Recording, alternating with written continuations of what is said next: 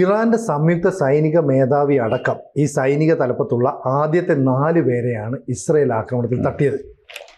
അലി ഷംഖാനിയെ കൊന്നു. അലീം ഷംഖാനി. അതെ, അലീം ഷംഖാനി എന്ന് പറയുന്നത് ആയത്തുള്ള അലി ഖമനയുടെ കൂടെയുള്ള സഹായിയാണ്. അപ്പോൾ ഒരു ശസ്ത്രക്രിയ നടത്തുന്ന വൈദഗ്ധ്യത്തോടെ ഇങ്ങനെ ഒരു ഓപ്പറേഷൻ എങ്ങനെയായിരിക്കും ഇസ്രയേലിന് സാധിച്ചത്?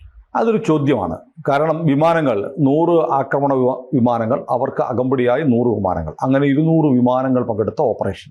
അതിനകത്ത് ആദ്യ ദിവസം തന്നെ ഇറാൻ്റെ റവല്യൂഷണറി ഗാർഡിൻ്റെ തലവൻ, അതാണ് ഏറ്റവും പ്രസ്റ്റീജിയസ് ആയിട്ടുള്ള അവരുടെ സേന, അതിൻ്റെ തലവൻ, പിന്നെയുള്ളത് ഇറാൻ്റെ സൈനിക മേധാവി, പിന്നെ അലീം ഷംഖാനി എന്ന് പറയുന്ന ഖമനയുടെ ഏറ്റവും വിശ്വസ്തൻ ഉൾപ്പെടെ ഏതാണ്ട് ഏറ്റവും ഹയർ ഓഫീസർമാരിൽ 2 പേരുള്ള മുഴുവൻ പേരെയും തട്ടി.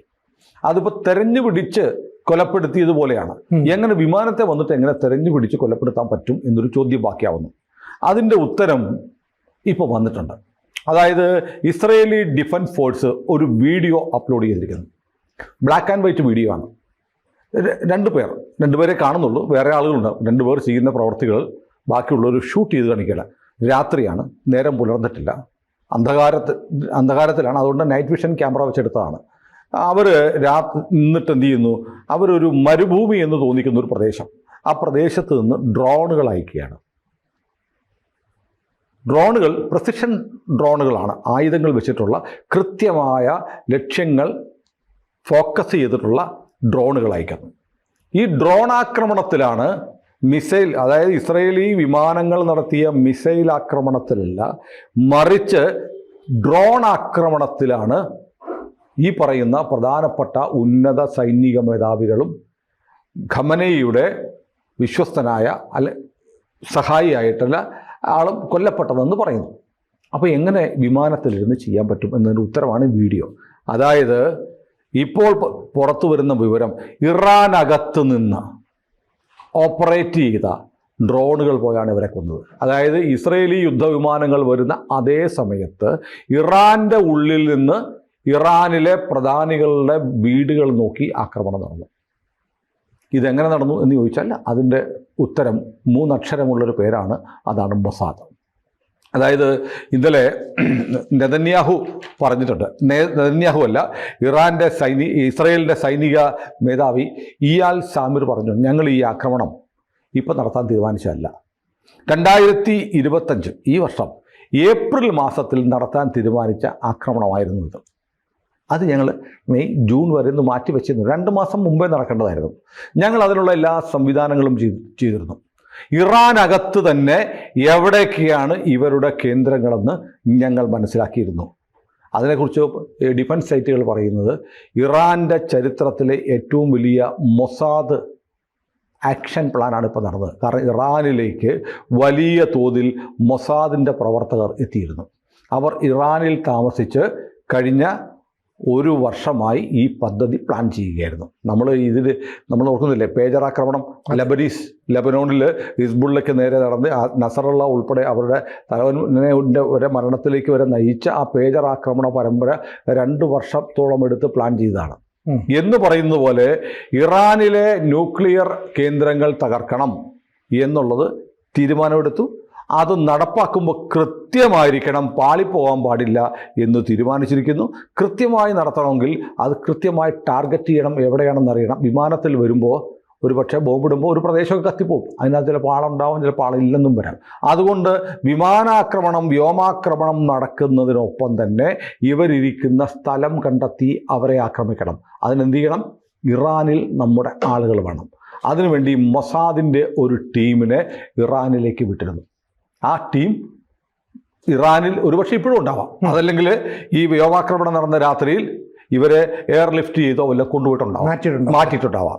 ഹെലികോപ്റ്ററിൽ പോയിട്ട് ഇവരെ തിരിച്ചു കയറ്റിക്കൊണ്ട് പോയാൽ മതി. എന്നാലും മരുഭൂമിയിൽ, ഇറാനിലെ തിരിച്ചറിയപ്പെടാത്ത ഒരു മരുഭൂമി എന്ന് പറയുന്ന പ്രദേശത്ത് നിന്ന് ഇറാനുള്ളിൽ നിന്ന് ഇറാനിലേക്ക് തന്നെ ഡ്രോണുകൾ, സ്ഫോടക വസ്തുക്കൾ നിറച്ച ഡ്രോണുകൾ, വളരെ ഗൈഡഡ് ഡ്രോണുകൾ അയക്കുന്ന വീഡിയോ പുറത്തുവിട്ടിരിക്കുന്നത് IDF ആണ്, ഇസ്രായേൽ ഡിഫൻസ് ഫോഴ്സാണ്. അപ്പോൾ കാര്യം വ്യക്തം, ഞങ്ങൾ ഇസ്രായേലിൽ നിന്ന് വന്ന് പുറത്തു നിന്നു മാത്രമല്ല അകത്ത് നിന്നും അടിച്ചിട്ടുണ്ട്. അപ്പം വളരെ കൃത്യമായ ഒരു പ്ലാനിംഗ് ആണ്. കാരണം ഇന്നലെ നെതന്യാഹു എന്താ പറഞ്ഞത്, ഞങ്ങൾ ഇത് ചെയ്യുന്നത് ഞങ്ങളിത് ചെയ്യുന്നത് ഞങ്ങൾക്ക് വേണ്ടിയിട്ടില്ല, അടുത്ത തലമുറയ്ക്ക് വേണ്ടിയിട്ടാണ് എന്ന് പറഞ്ഞാൽ അടുത്തൊരു തലമുറ ഉണ്ടാവത്തില്ല. ഇറാൻ്റെ പക്കൽ ന്യൂക്ലിയർ വെപ്പൺസ് ഉണ്ടായിക്കഴിഞ്ഞാൽ ഇസ്രയേൽ ഇല്ല, ജൂതന്മാരില്ല ലോകത്ത്. അതുകൊണ്ട് ഞങ്ങൾക്ക് ജീവിക്കാൻ വേണ്ടിയിട്ടുള്ള പോരാട്ടമാണ്. നിങ്ങൾ യൂദായുടെ സിംഹം ഉറങ്ങിക്കിടക്കുകയായിരുന്നു, ആ സിംഹത്തെ നിങ്ങൾ ഉണർത്തുകയാണ് എന്ന് വിലാപമതിലിൽ പോയി പ്രാർത്ഥിച്ചതിന് ശേഷം കുറിപ്പെഴുതി വെച്ചിട്ടാണ് ഈ ഓപ്പറേഷന് ബിബി നെതന്യാഹു ഉത്തരവിട്ടത്. ആ ഉത്തരവിനെ തുടർന്ന് നടന്ന ആക്രമണം പാകപ്പിഴകളില്ലാതെ കൃത്യമായിരിക്കണം, കണിശമായിരിക്കണം, ലക്ഷ്യം ഭേദിക്കണമെന്ന് 100% ഉറപ്പ് വരുത്തിയിരുന്നു. കാരണം ഇനി ഒരു അവസരം ചിലപ്പോൾ കിട്ടിയെന്ന് വരത്തില്ല. കാരണം ഇപ്പോൾ മനസ്സിലാക്കുന്നത്, അതായത് 2023 നമ്മളൊക്കെ പറയുന്നത് 60% എൻറിച്ചിട്ട് സമ്പുഷ്ടീകരിച്ച യുറേനിയം കൈവശം ഉണ്ടായാൽ ബോംബുണ്ടാക്കാൻ പറ്റും എന്നാണ്. പക്ഷേ ഇപ്പോൾ കിട്ടുന്ന വിവരം ഭീതിജനകമാണ്, ഞെട്ടിക്കുന്നതാണ്. ഇറാൻ്റെ പക്കൽ സമ്പുഷ്ടീകരിച്ച എൻറിച്ച് ചെയ്ത യുറേനിയം 83.7% വരെ എൻറിച്ച് ചെയ്ത യുറേനിയം ഇറാൻ്റെ പക്കൽ ഉണ്ടായിരുന്നു എന്നാണ് ഇപ്പോൾ പുറത്തു വരുന്ന വിവരങ്ങൾ. അതായത് നേരത്തെ 60% സമ്പുഷ്ടീകരിച്ചാൽ തന്നെ അത് അണവായുധം ഉണ്ടാക്കാനുള്ള ശേഷിയിലേക്ക് പോവുകയാണ്. 90% വരെ സമ്പുഷ്ടീകരണം നടന്നു കഴിഞ്ഞാൽ ബോംബ് ഉറപ്പായി.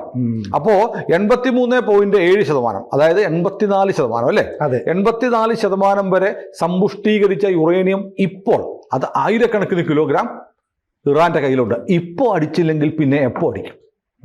ഇതാണ് ഉണ്ടാക്കിയതിനു ശേഷം പിന്നെ എന്ത് ചെയ്യാൻ ഒന്നും ചെയ്യാൻ പറ്റില്ല. അപ്പോൾ അതുകൊണ്ടാണ് ഈ ആക്രമണം നടത്തുന്നത്. അപ്പോൾ കൃത്യമായ വിവരമുണ്ട്. അന്താരാഷ്ട്ര ആണവോർജ ഏജൻസി ഇത് പുറത്തുവിട്ടു. അപ്പോൾ കൃത്യമായും 60% വരെ ഇവർ സമ്പുഷ്ടീകരിച്ചു എന്ന് അറിഞ്ഞപ്പോൾ തന്നെ ഇസ്രയേൽ പണി തുടങ്ങി. ഇറാനിലേക്ക് മൊസാദിൻ്റെ ആളുകളെത്തി.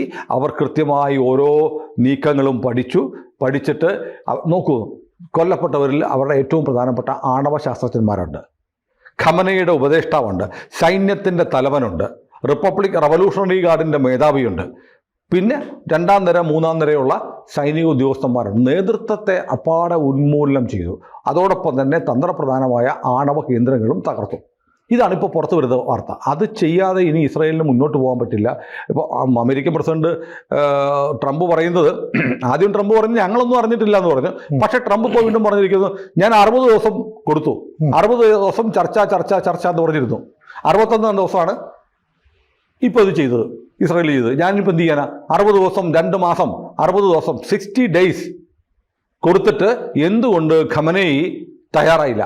ഉരുണ്ട് കളിക്കായിരുന്നു. പരമാവധി ചർച്ചയിലൂടെ നീട്ടി കൊണ്ടുപോകുക, അതിനിടയ്ക്ക് ബോംബ് ഉണ്ടാക്കുക എന്നുള്ള പരിപാടിയായിരുന്നു. ആ പരിപാടിയാണ് ഇപ്പോൾ പൊളിച്ചിരിക്കുന്നത്. അപ്പോൾ ഇത് വളരെ കൃത്യമായി ഇനി ഒരു അവസരം കിട്ടത്തില്ല എന്ന് ഉറപ്പിച്ച് പിഴവുകളില്ലാതിരിക്കാൻ വേണ്ടിയിട്ട് മൊസാദിൻ്റെ ഏജന്റുമാർ ഗ്രൗണ്ട് ലെവലിൽ ഇറാനിൽ ഇറങ്ങി നടത്തിയ ആക്രമണമാണ്. അപ്പോൾ നമ്മൾ പുറത്തു വരുന്നത് എയർഫോഴ്സ് വന്നു, 200 വിമാനങ്ങൾ വന്നു, അടിച്ചിട്ട് പോയി എന്നുള്ളതാണ്. പക്ഷേ IDF തന്നെ ഈ വീഡിയോ പുറത്തു വിട്ടതിലൂടെ ഇറാൻ എത്രമാത്രം വൾണറബിൾ ആണ്. കാരണം ഇറാൻ അകത്ത് കയറി 1.5 വർഷമായിട്ട് മൊസാദിൻ്റെ ഏജന്റുമാർ ഇതെല്ലാം കണ്ട് പഠിച്ച് ഓപ്പറേഷൻ പ്ലാൻ ചെയ്ത് അവിടെ നിന്ന് വിമാനം എപ്പോൾ വരും ആ കൂട്ടത്തിൽ ചേരാൻ വെറുതെ ആളായിട്ട് നിൽക്കുകയല്ല. ഡ്രോണുകൾ ഉണ്ടാക്കി വെച്ച്, സ്ഫോടക വസ്തുക്കളുള്ള ഡ്രോണുകൾ റെഡിയാക്കി വെച്ച്, അതുകൂടെ ഉപയോഗിച്ചിട്ടാണ് അകത്തുനിന്നും പുറത്തുനിന്നുള്ള ആക്രമണം. ആ ആക്രമണം കൊണ്ടാണ് ഡ്രോണുകൾ ഉപയോഗിച്ച് തന്ത്രപ്രധാനമായ കേന്ദ്രങ്ങൾ മാത്രമല്ല, നേതാക്കന്മാരെ മാത്രമല്ല, ഇറാൻ്റെ എയർ ഡിഫൻസ് സംവിധാനത്തെ പോലും അറ്റാക്ക് ചെയ്യാൻ ഈ മൊസാദ് ഇറാനിൽ നിന്ന് ഇറാനിലേക്ക് അയച്ച ഡ്രോണുകൾ സഹായിച്ചിട്ടുണ്ട്. അതുകൊണ്ടാണ് ഒറ്റ വിമാനം പോലും 200 വിമാനം പോയിട്ട് ഒരു വിമാനം പോലും ഒരു പരിക്കും പറ്റാതെ തിരിച്ചെത്തിയത്. 100% വിജയം. അതിനിടയ്ക്ക് ഒരു F-35 ലൈറ്റ്നിങ് വെടിവെച്ചിട്ടു എന്നൊക്കെ ഇറാൻ അവകാശപ്പെട്ടിരുന്നു. പക്ഷേ അത് ബേസ്ലെസ് ആണ്, അങ്ങനെ ഒരു സംഭവം ഉണ്ടായിട്ടില്ല എന്ന് സ്ഥിരീകരിക്കപ്പെട്ടു. പിന്നെ ഇറാൻ ആ അവകാശവാദം ഉന്നയിക്കുന്നുമില്ല. ഏതായാലും വലിയ മാരകമായ ആക്രമണമാണ് നടത്തി. അതിനകത്ത് നമ്മൾ ഈ വിമാനങ്ങളുടെ കാര്യം പറയുന്നത് F-35 Adhir, F-16 സുഫ, F-15, F-15 Ram എന്ന് പറയുന്ന 3 തരം വിമാനങ്ങളാണ് ഉപയോഗിച്ചത്. ഈ 3 വിമാനങ്ങൾ F-35 ലൈറ്റ്നിങ് സെക്കൻഡ് എന്നുള്ള വിമാനം, അതാണ് ആദിർ എന്ന് ഇസ്രയേൽ വിളിക്കുന്നത്. കാരണം ഈ വിമാനം ഇവർ കിട്ടിയാൽ ഇവരെന്ത് ചെയ്യും? ഇത് മൊത്തത്തിൽ അങ്ങോട്ട് മാറ്റും. അത് ലോക്ഹീഡ് മാർട്ടിൻ്റെ ആണ് F-35 സ്റ്റെൽത്ത് കാപ്പാസിറ്റി ഉള്ള വിമാനമാണ്. അത് കിട്ടിയപ്പോൾ ഇവർ അഡ്വാൻസ്ഡ് C-41 സംവിധാനം ഇസ്രയേൽ ഈ വിമാനങ്ങളിൽ അറ്റാച്ച് ചെയ്തു എന്നാണ് പറയുന്നത്. അതായത് command, control, communication, computers and intelligence system, അത് മൊത്തം ഇസ്രയേലിൻ്റെയാണ്.